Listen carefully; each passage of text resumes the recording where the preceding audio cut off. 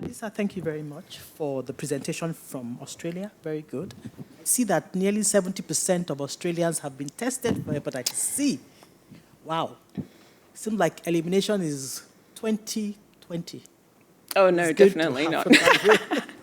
All right, you've shown us that the different service delivery models are very important for different groups of people. And I particularly like the practice support toolkit. That's a great toolkit. Thank you very much. Thanks, Are Winnie. there any questions or comments? Please go ahead. So Lisa, that was inspiring as always from Australia, but it's also actually nice to hear some of the challenges, because usually we hear a very rosy picture of all that happens down under, and it's nice to at least acknowledge some of the challenges. I have a question again about this surveillance. I keep coming back to this, but you talked about your surveillance system. What are just some of the, I know you can't go into all the details, but some of the key points that you're able to give back these clinics, their cascade of care, and how are you doing sort of more statewide surveillance on diagnosis rates and things like that? Sure. So we're lucky that we've been funded to actually deliver a national surveillance system. So Burnett are involved in that.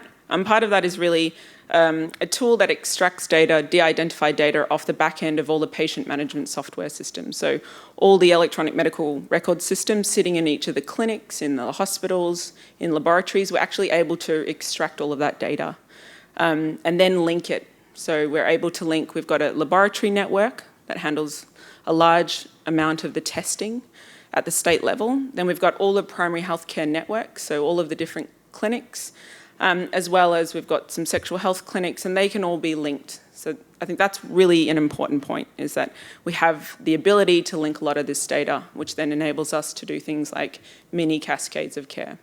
That's fantastic. Please go ahead. So, thank you very much for this great presentation. My question is concerning children. Are you including adolescents in your program? And when we speak about discrimination and stigma, one of the things that we're doing right now in schools is we consent parents before we test them, and they have to be in a certain room with none of those people working in the school can be inside this room. We do not allow any filming, and we do not report the results except to the parents. So later on, all the cards, they go to the national insurance, and then they call the parents and tell them whether they're positive or not. And if people want to collect their cards for the negatives, they can go also to the national insurance hospital. So nobody knows in school whether they're positive or negative. This is one issue. Another general question, which is about surveillance. Now, because this is what I'm wondering about for our population, now we have 80% of those who are antibody positive are PCR positive as well. So what about those 20%? Do we advise them to come back for follow-up, for PCR, after 6 months, 1 year, whatever? I think this is a general question. Jordan, John, somebody can answer this question. Do we advise people who are PCR negative and antibody positive to come back at any certain point to be tested again?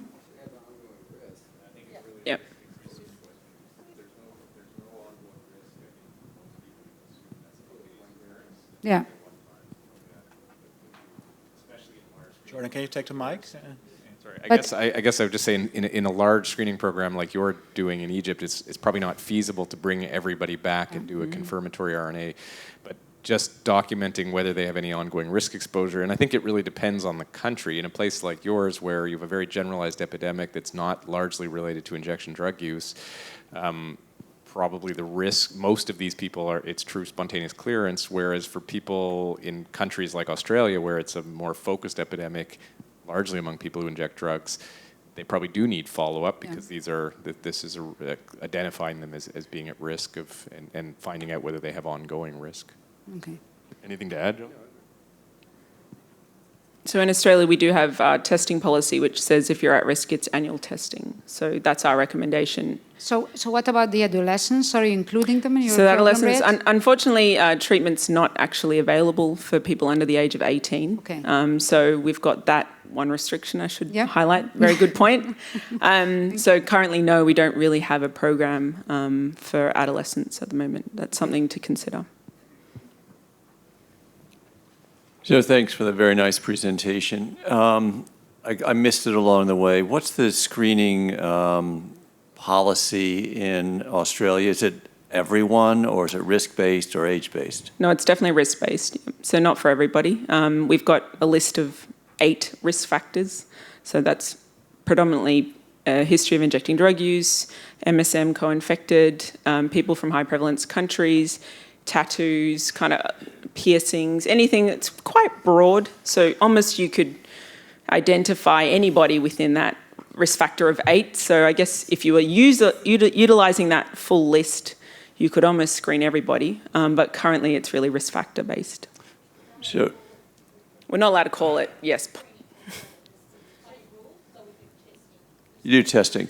Sorry, but I missed it. So, but you have, if you have a risk factor, if you give a person a questionnaire and they say yes to a risk factor, and then they get an antibody test. Correct. What % of the people are saying yes?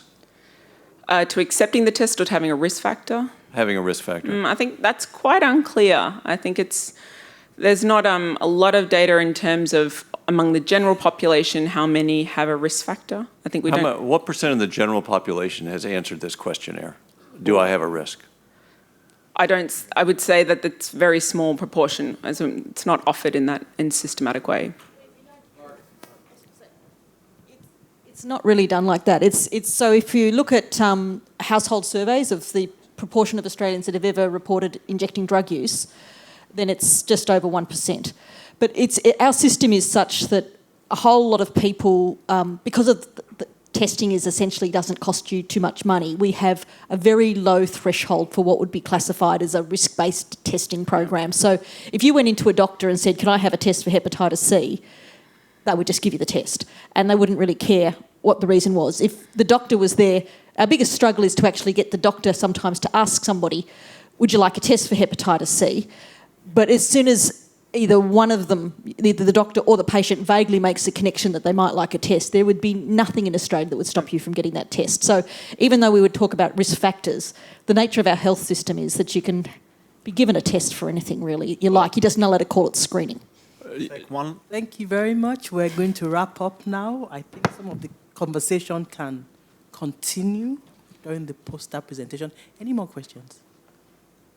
No, I think I would like to thank you for hanging around.